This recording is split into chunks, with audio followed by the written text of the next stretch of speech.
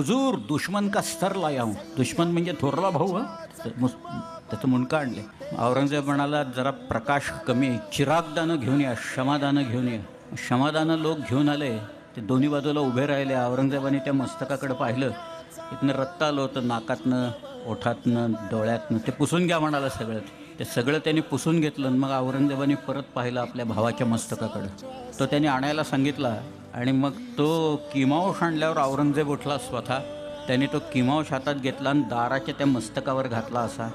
आणि चारी बाजूनी त्यांनी पाहिलं आणि खात्री करून घेतली की दाराचंच मस्तक आहे ना, दारा म्हणून भलत्याचंच आणून दाखवतच नाही ना का मला. आणि मग त्यांनी नजरबेग चिलाकडनं कट्यार घेतली आणि त्या मस्तकाला असं तीनदा टोचलं घेऊन जा म्हणाला माझ्यासमोर. हे थोरल्या भावाच्या बाबतीत करणारा औरंगजेब आहे. म्हणजे शिवाजी महाराजांच्यावर आग्र्यात काय संकट ओढवलेलं असेल याची केवळ कल्पना करा तुम्ही.